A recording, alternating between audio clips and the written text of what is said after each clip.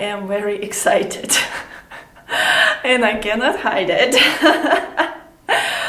because we're finally starting the last book where you will feel that you can, which is the most important. Scales, arpeggios, octaves, chords, a new real piece, not just kindergarten sweet melodies.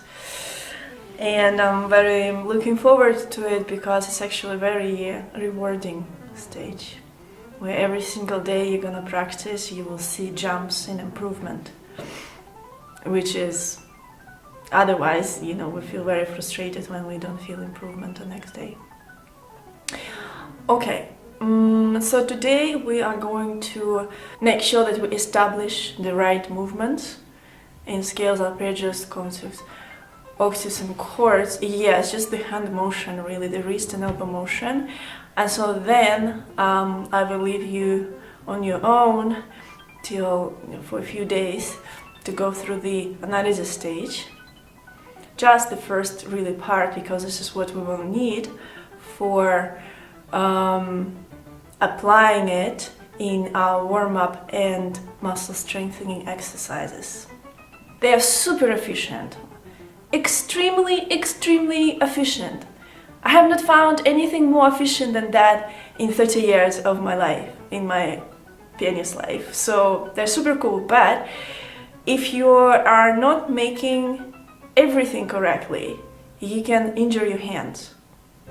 So it's very important that you really do everything just like it's written in the book. Follow every instruction, don't miss out anything, especially arm weight and the rhythm of the motion. So no tension will be accumulated in your hands, okay? In the first place, when I came across to your system, it looked me like this is very simple. Because 2 notes, and so simply organized everything. But through this half a year when we studied together, you guide me through the system with the book, I understand how much really mental effort it requires to develop it. So this is a really difficult program. In the result video of book 3, I just only have one comment actually. It's about, I saw it right from the beginning. It's about your posture, and I think we need to kind of revise it a little bit. So when you sat in the beginning, I could see that the idea of good posture is you initially sit with a very relaxed posture, and then by bringing the top of your head upwards and a little bit backwards and chin down, you are naturally making it more straight. But what I've seen in the video is that you kind of, in the low back area, you made this little movement like that. And it's almost like you were trying to artificially keep it straight. And this is what we want to avoid. So just a correction that when you think about correct posture, it starts from a very easy, relaxed initial posture this way. And then you think about your top of your head, and this is loose and this is loose, and your back is a trunk of your tree which is not moving. So not this. Yeah, so the second thing was also about your head. So just make sure that really your neck is completely in line with your back. And for that, again, the top of your head, remember upwards but also backwards, and then chin down. So remember those 3 points, 3 sensations about your head. Alright, so relax your back first. Good. Now by bringing your top of your head upwards and backwards.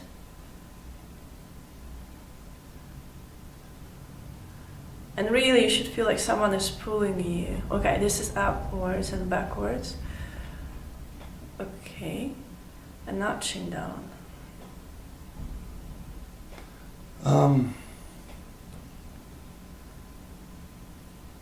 Chin down. Yeah, okay, this is good. You will see in the video. This is what a composed pianist look like. Okay, yeah, alright. So this is a good posture. The low back, there is no artificial kind of pushing. Looks very relaxed yet straight. Your neck is aligned. Could we repeat, please, the process? Okay. To confirm. Alright. So first, yes, relaxed back. Second, someone is gently pulling you upwards from the top of your head and backwards. And chin down. And the bottom line is you need to keep your back straight, not with the effort of the muscles of your back, but with a gentle pull of your head up. And again, this is like probably the only thing that is not my own find in this whole piano system. This is from Alexander technique, and I found it very easy to do, and it's so right, because I completely ruined my low back, unfortunately. And now since I was 16 years old, I have chronic low back pain, because one good teacher told me, sit straight. And so I said, and you know how teachers in Russia, they take your body ruthlessly, and they just like, and okay, that's how I need to sit, you know, and it hurt, but I was like, well, it's supposed to hurt, you know. And then I sat like this for, 20 years of my life, and no, it's chronic. It never goes away, this pain. You were trying to make so much as all the steps for the result of book 3, and you might have felt maybe frustrated because there's so much needs to be done in a very short period of time. But as you will learn in this book, the whole process of learning a piece, or finishing or completing the piece, will consist of 3 stages: analysis, learning, and then practice performance. And you, just for book 3, I believe you've just done analysis, maybe a little bit of learning. But with a normal piece, when you leave 70% of time for learning and practice performance stage, then what you have accomplished in analysis stage will feel easier, will feel more comfortable, will feel more natural, and just more enjoyable, really, with less struggle. I know you've tried your best, especially with a true voice, to play in a very detached and easy way, but it will become much more organic and natural when you're actually going to complete all stages, so you know.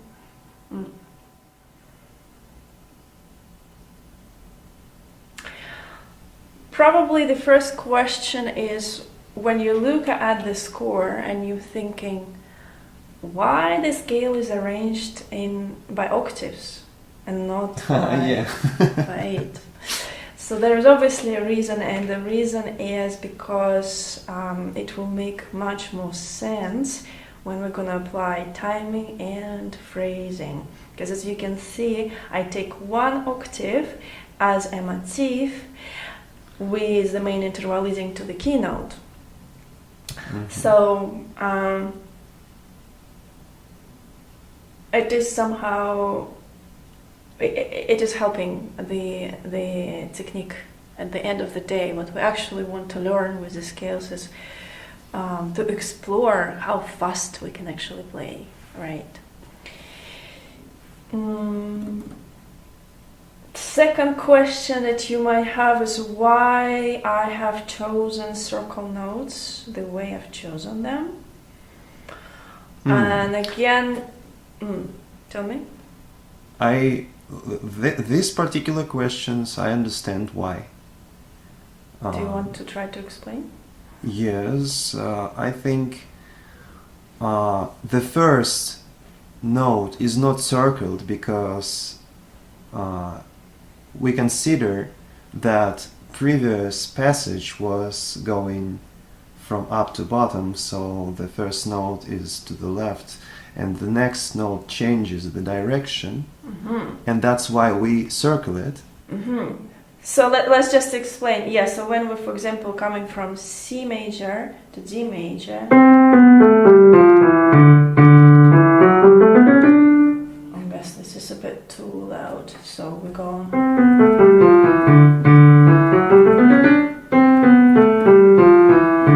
to the left, and then by the rule in the passage is the first note that leads the passage in the opposite direction, which is to the right.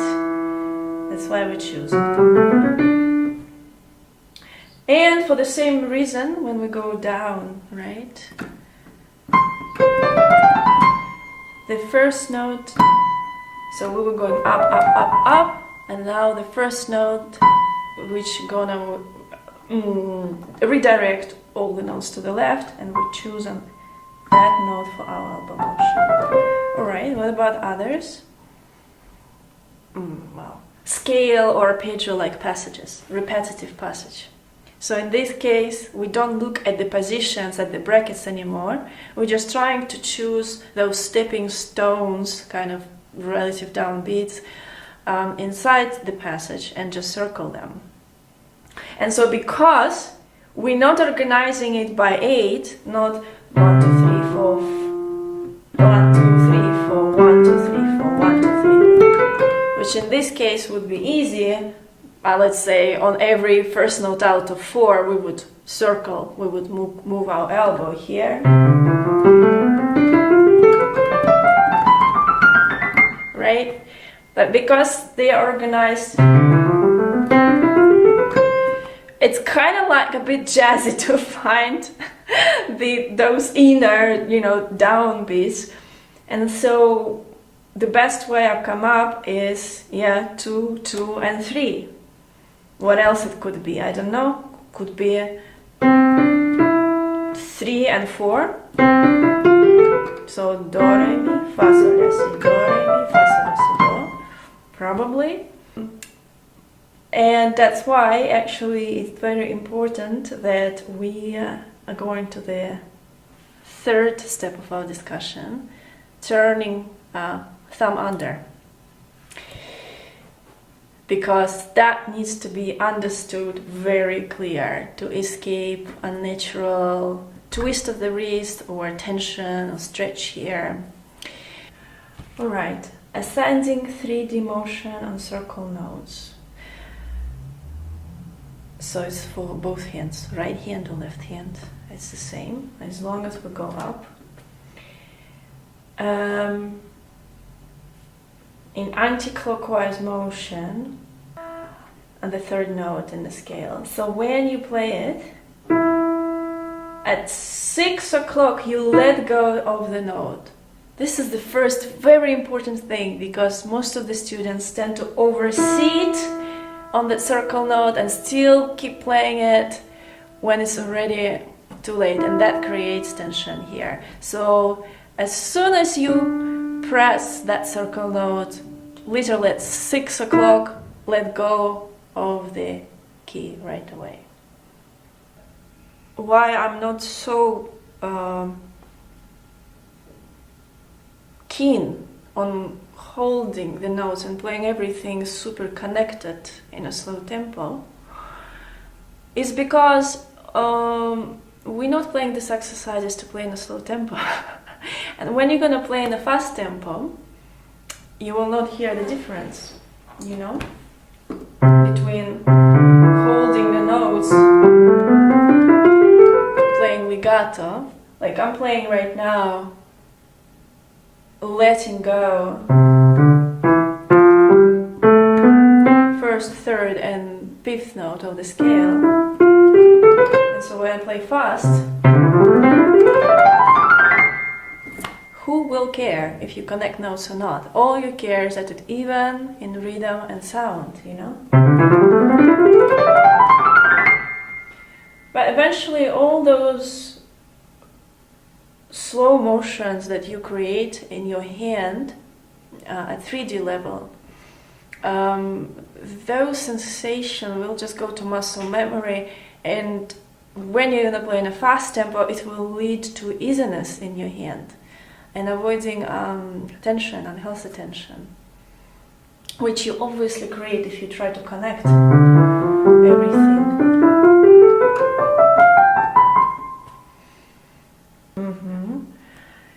And initiate elbow motion with a fast and light movement. So, not only you let go at 6, but you make sure that together you move your elbow,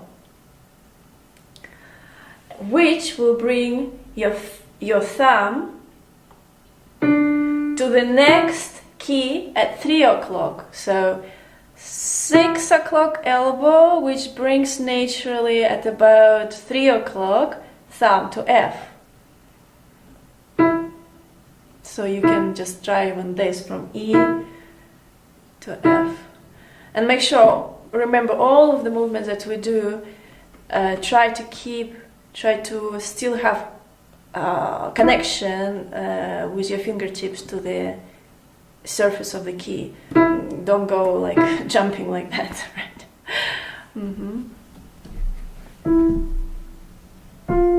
Alright, so that's clear. And finish the roll and land on the key at 6 o'clock. So, finishing the roll 12, 9, and at 6, we are landing on our thumb. Alright? So it's a very natural movement, but you have to understand it, every single step. So at 6 o'clock, let go of the finger, move elbow, that prepares your thumb to F, it's already on F. Finish the roll 12, 9, at 6, you play again.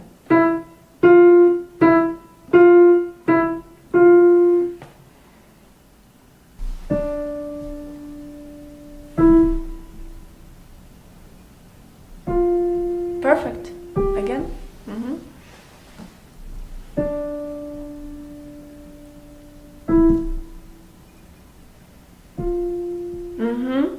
Let's do the same on G. So now this is our 5th note, the next note for moving elbow. The same. Let go, move elbow. At 3 o'clock we prepared our finger in this case to A. Finish the roll, and at 6 play. So.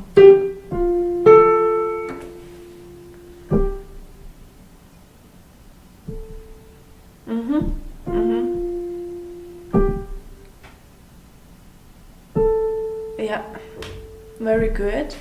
And also I think I need to mention that, yes, right now it's all gonna look very strange. But eventually, as you remember, the faster we go, the less three-dimensional movements become, and so they will become more and more flat. And so eventually, with this very constant and rhythmical elbow motion, we actually create an illusion that we are just moving our elbow back and forth, which in turn leads the rest of the arm. So instead of playing this, which is a common mistake,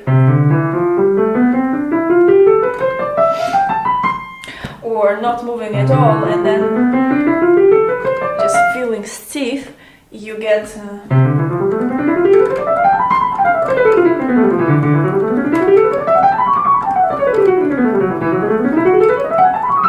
very easy, just almost like a painter with the brush motion. Okay, that's the reason why we have all those circles here. Okay, I hope that's clear. Good. Let's try. Oh yeah, so I mentioned during the entire motion, fingertips should not leave the surface of the keys. Got that? Good. Let's do the same with the left hand. Also ascending, please.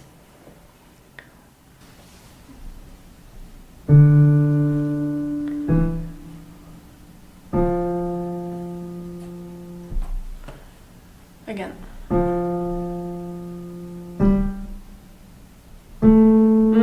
Yeah, good. Yes, so in this case here, for example, let's take a look at the thumb. So again, the fifth note, as you can see, G is circled. So here at 6 o'clock, we let go of the thumb, move our elbow, which in turn will bring third finger at 9 o'clock.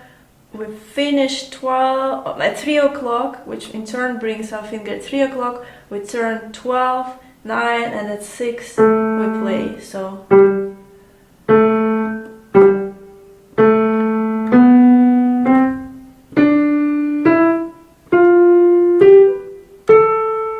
And again, we're doing all of this without jumping like rabbits above the keyboard.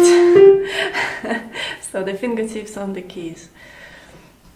In C major scale it's okay, but in some scales, like for example the F major scale, yes, when you go down, try to play F major scale solely from the right hand.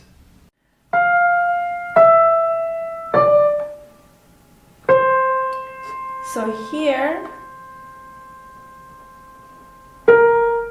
you will have to, I suppose, to stretch a little bit, but because you are going to let go right away on B flat, that little stretch will be released. Which is also a good example because not everything, especially if you're going to play Rachmaninoff or Liszt, not everything will be 100% correct and comfortable. There will be, especially in passages, moments where you have to stretch, but it's about what do you do after the stretch. So this is a very good example. So yes, you have to cross a little bit, but at B flat, you release right away.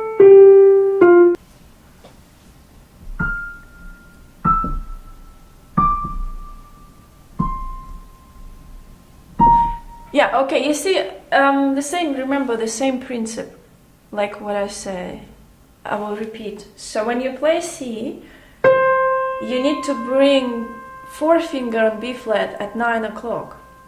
You were bringing it a bit too late. You were kind of sitting for too long, and you will start bringing B flat when you were already at 12 or 1. It's too late. So with that, at 6 you play, with 9 you bring the finger. The only difference is that you don't let go the note and you don't move your elbow at 6. So the roll helps to bring the next finger. You bring it with the effort of the hand. I will repeat again. Focus that you're not bringing your finger.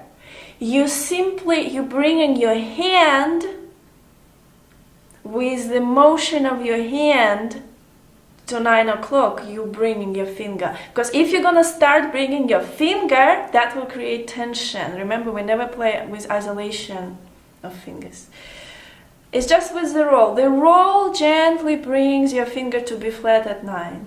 I do this motion to the 9 o'clock, but learn how to make the roll with also shifting your hand. Just that motion. Look closely. So I'm moving from 6 to 9. If you want to connect. So when you go from 6 to 9, this is where your hand also moving while your thumb stays in place.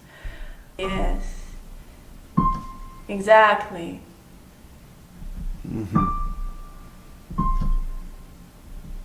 All right, and it will, with time, it will become more natural. Right now, it's like a little bit in a rush, but we need to understand the path here very clear.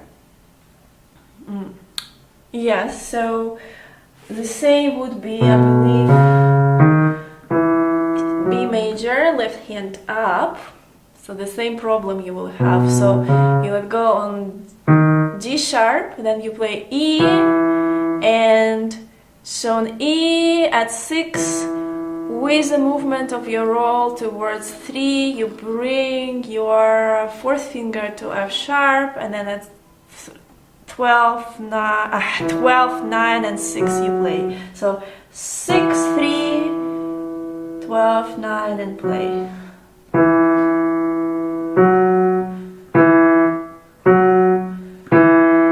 Also, I want to mention here, actually, also important, that when I'm saying to bring your next finger with the motion of your hand to F, it's not necessarily that you really need to prepare it and keep it on F sharp through the whole roll. It's more like an intention of the hand being around that next note. You're kind of bringing, you just shift. I would not even say bring your finger at 3 o'clock. I would say bring your hand at 3 o'clock to a new position. Yeah, that feel more relaxed. Yeah, exactly. It's like on the motion of inertia, like your That's what I mean, with upper... the effort of your hand, not the finger. Yeah. Yeah. So this is important skill to learn, because like I said, not every time we're going to escape all the stretches. Sometimes we need to hold on to the note and connect it legato.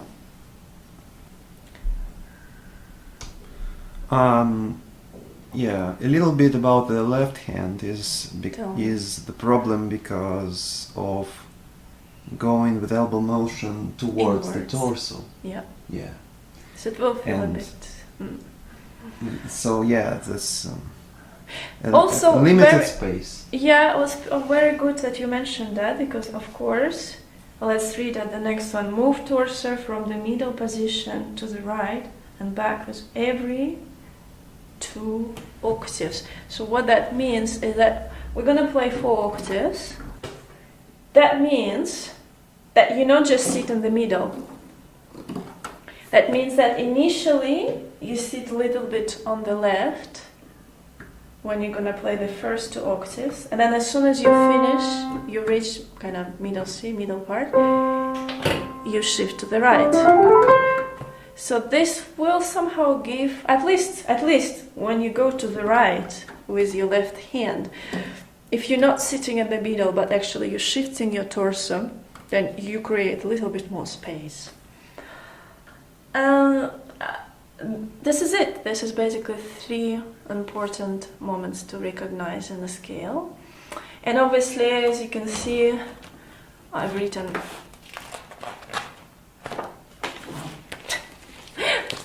here in the book all the routine that you will need to play. And these are just major scales.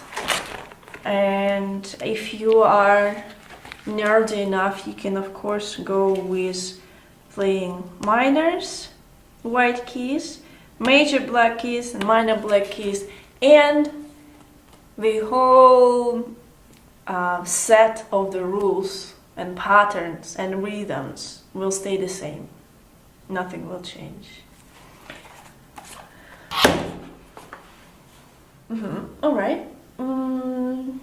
Let's go to now arpeggios, and let's look through the motion of arpeggios. Now that you learn about scales, arpeggios might feel a bit easier. So again, I have grouped the notes here by 3. So there are groups of 3 instead of again maybe 4 as we used to play. because again that will be beneficial for our phrasing and timing. Yeah, well, tell me, why did I decide to circle every keynote in arpeggios? Because it's downbeat. And in the first bar you circle the second note because considering that previous passage was going down, and it's the first note that leads the passage to the right. Just like here, when we come back, that would be the first note that leads our hand to the left.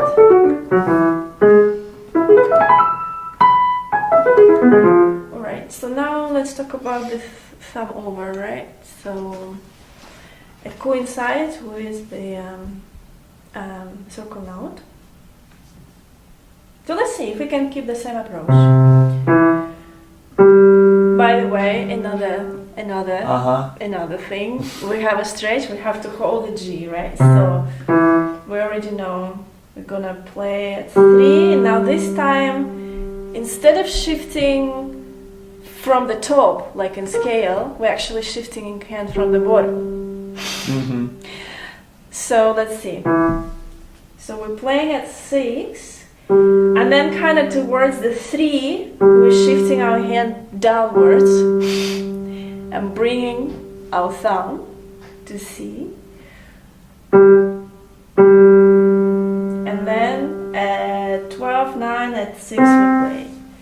And again, it might feel a bit stretchy over here, but if you do it correctly, as soon as you play C, it's our circle note, aha! So now we're gonna let go at 6 and release our tension that we might have accumulated before. So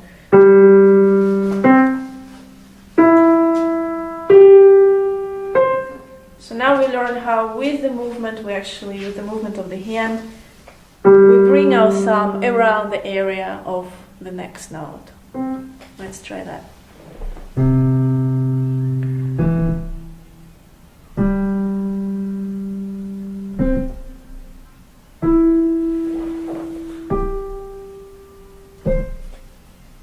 Yeah, very good. Yeah, I like that. Should we look at them? Well, this is easier because it's on the thumb. So I suppose it's the left hand. The left hand is going to be harder when you go down. So let's do the same. So when we play E, 6 o'clock to 9, we bring our thumb to the area of the next note, 12, 3, and play at 6, and let go.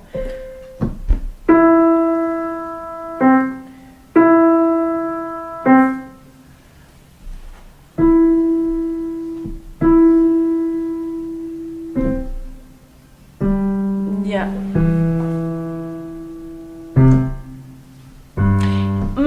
Make sure that you still have it a little bit. Make sure that you're not bringing your thumb in an isolated way to C. That it's really your kind of thumb goes together with the hand. Yeah, exactly. Now this is in a natural way. Exactly. This is with the impulse of your hand. Instead of this, because this is what causes tension. This is horrible here. Exactly. This is fine. Your thumb is not doing anything here. He just lands. Yeah.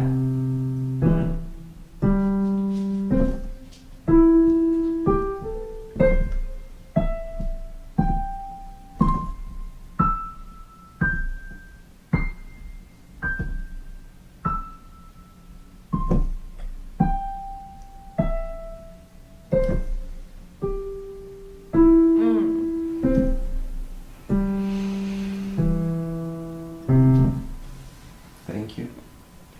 Oh good, oh good, oh good. So the first thing, sit higher. You understood why I suggest in octaves and chords to sit higher.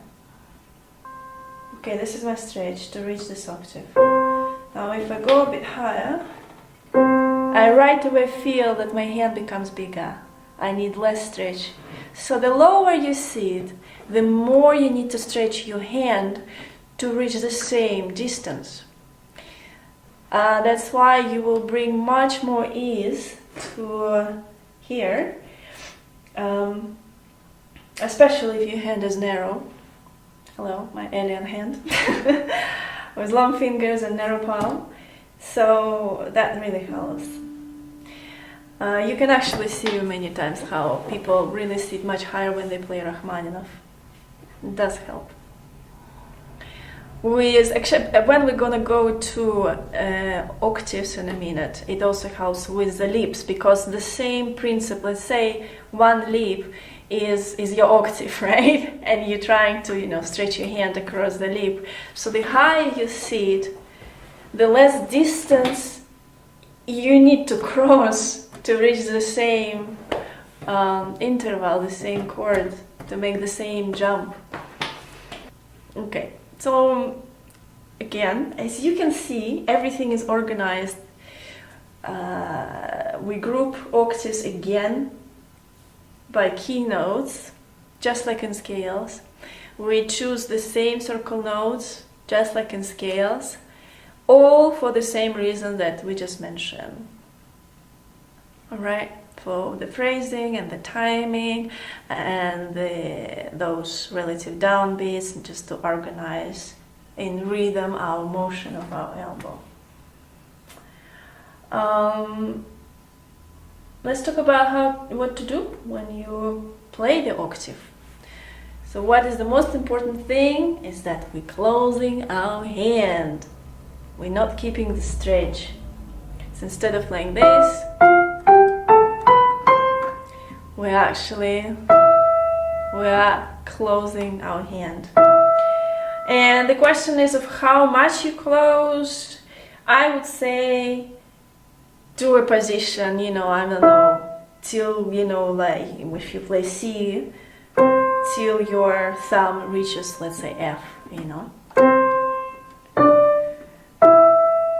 Basically, a couple of notes skipping.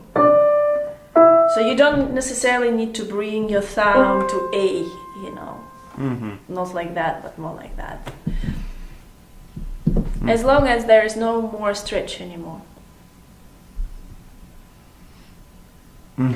And so obviously that brings us to the next step of, well, so what? We're not holding both of the notes in the octave. And the answer is yay, duh, just like in chords.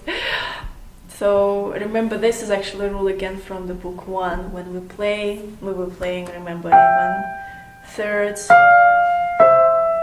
Yeah, we never really hold on to both notes. It's the same principle here. The octave is the same interval. So it's just a matter of deciding to which note we're holding on. And of course it makes more sense if we're making a roll in a slow tempo to the right and we hold on to the top in both hands. And when we go down, we hold on to the bottom.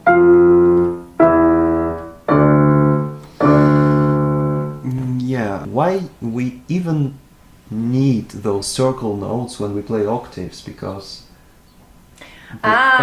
every octave can be the position. That's what I wanted. Very good question. Well done. Good reminder. So every octave is technically a position, and we would need to move elbow on every note. But the thing is, that would create...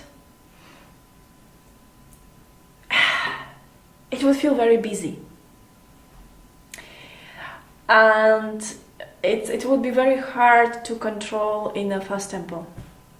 And actually that would create, instead of a one line that with our elbow, which is what we want, that would create more like little pixels. We do want to somehow arrange our position change notes, so some notes will be played with inversion, which is done with the initial elbow motion. So again, we're choosing this kind of downbeats, and of course it's not optimal and kind of against the rule, but somehow it works better. Moving here, here, here. So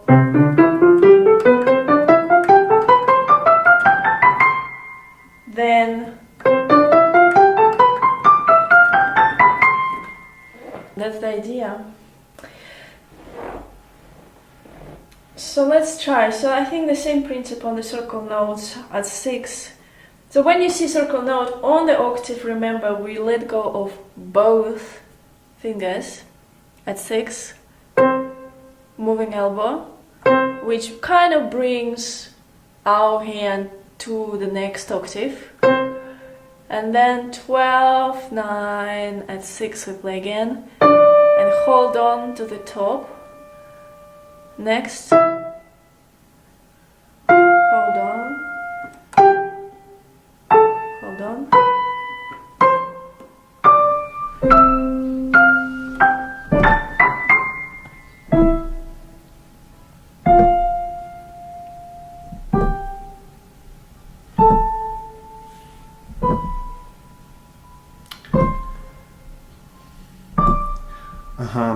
The question, a little dumb question, but still, when we play holding on,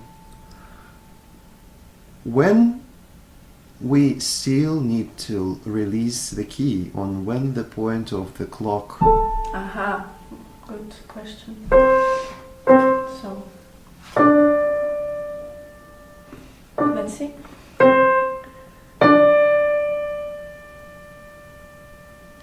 After maybe 12, maybe it's about 10 o'clock. Yeah, definitely by 9 it's up.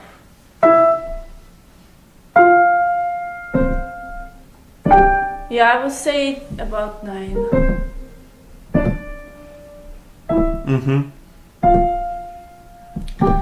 Yeah. For example, there are lots of black keys. What fingers do you use for those black keys? 4th, 5th, or even 3rd finger to on up, like to play legato, for example. For example, A sharp, I may use 4th finger. Then, what finger do you use? 3rd, or 5th, or 4th? That question. If it's a very important part in our playing that we try to prevent our hand from the stretch, then it only makes sense that on the black keys we play with the 5th finger. Which could be the case if we have a little, I don't know, one passage up and down. But since we are playing this whole routine, which is C major, D major, E, F, G, A, B, non-stop, in a very fast tempo, up and down, we need to think about not accumulating too much tension and give our fingers some rest. So I suggest forget about stretch here, of course, it's inevitable, but use finger 4 on the black key to give rest to this little pinky here. Because this will take time to play in a fast tempo through all 7 keys, and you need rest, so 4 finger on the black keys. Yes. So for my hand, I play white key, then black key with my 4th finger, and then I feel like my 3rd finger is already there, and I can play this and it is on a circle note, so I can release and then play with, so interchanging between fourth and third and five fingers.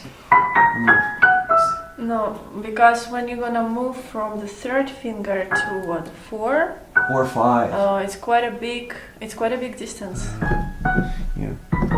Yeah, in fast tempo. I guess the question is, it's all for the yeah, fast I guess the tempo. question was arisen because of not playing in fast tempo, because when we play in fast tempo, the fourth finger is only the choice, because that's that mass of fingers. You need to save time. Yeah, because jumping from 3 to 5 or 4 to 4. Yeah. From 4, yeah. 3 to 4. Thank you. Yeah.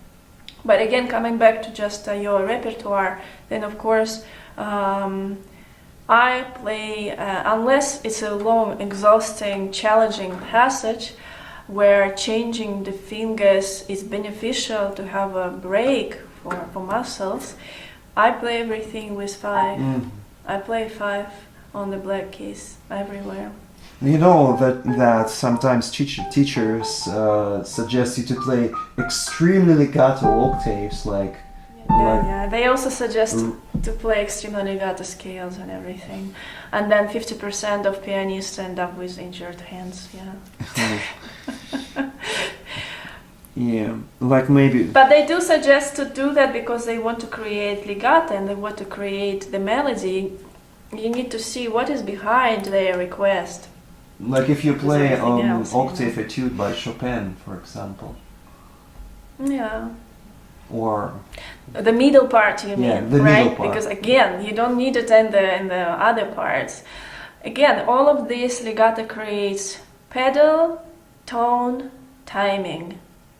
Pedal, tone, dynamics, timing. These are 3 things that creates the illusion of legato, which will appear if behind it you have the knowledge of sound imagination, intonation, arm weight, and phrasing.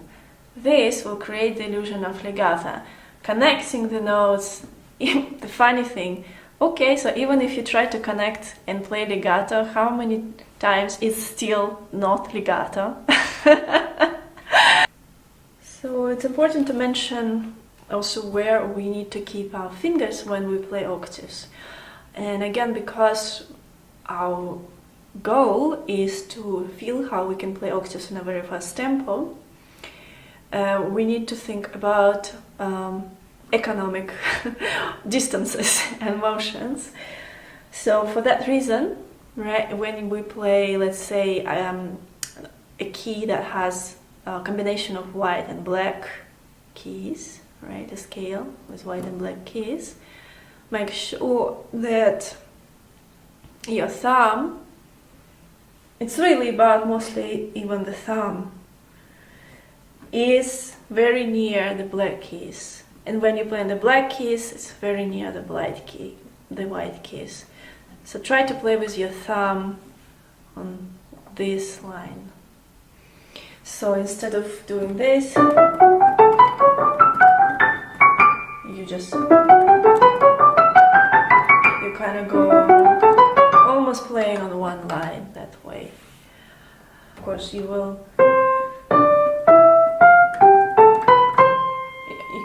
turn. I mean, your pinky also should play on the same line. So maybe you're right.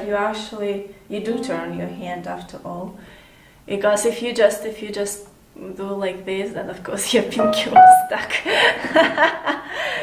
So it's your thumb there, and then you turn your hand a little bit, I suppose, that way, so both of the fingers on the same line.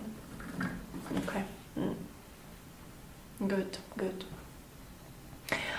And also, since we talk about positioning hand, where do we position our side when we play any of the exercises, and why? I don't understand why, but maybe because it releases excessive tension of our mind. We always know where to look. But yeah, you suggest to look at the same point closer to the, I don't know, this red line. upper of the black keys. And the question arises related to that. When we play together with both hands, I usually tend to look towards the left hand. I don't know why. Since my childhood, I always looking towards my left hand. But yeah.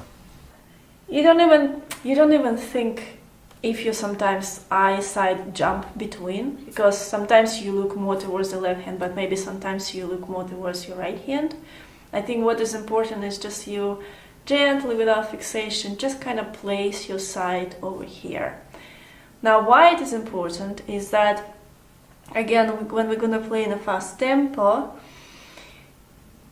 if you were practicing, when we play in a fast tempo, every single motion counts.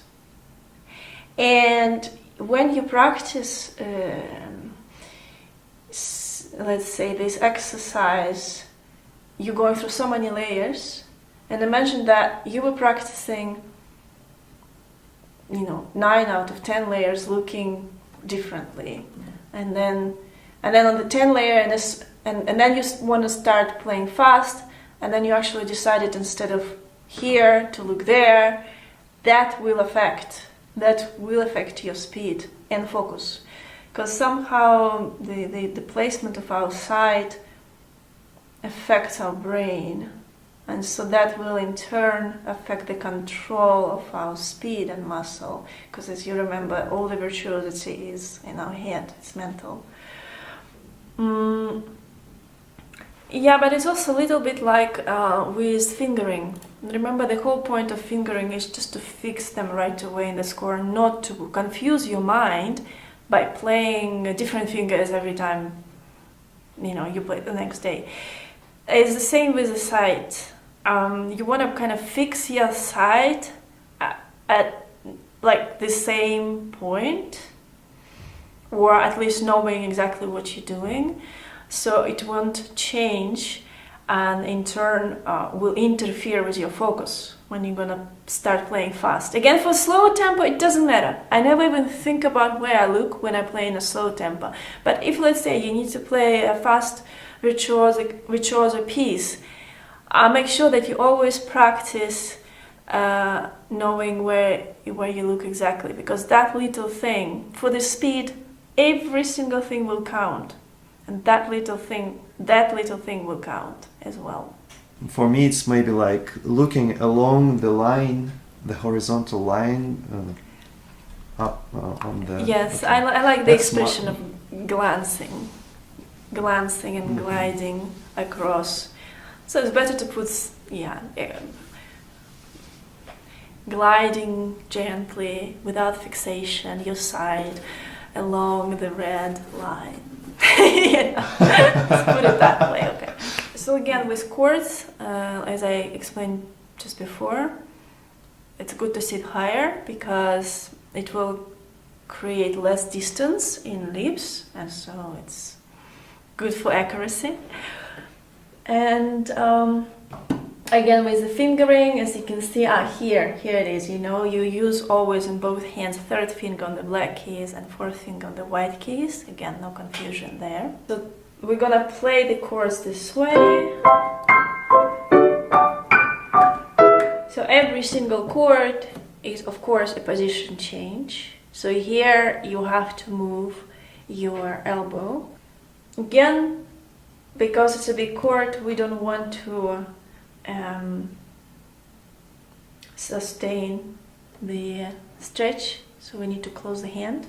So since every chord is going to be circled, we don't have to hold on to any notes. You have to let go all the fingers and close your hand. And you also you also write do not move your torso. Yeah, it's for the same principle as with why we didn't circle every note in scales, because that would create more actually tension by moving torso all the time, even though we actually changing octaves. So again, remember that when we make in a slow tempo, when we connect two position change chords with the swing, we're gonna make a double swing. Alright, so one double, 1 second. Here's one, here's again two.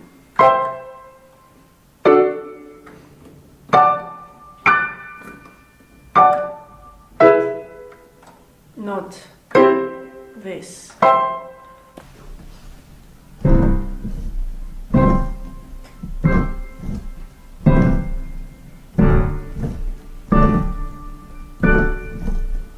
Yeah, that's fine. Good.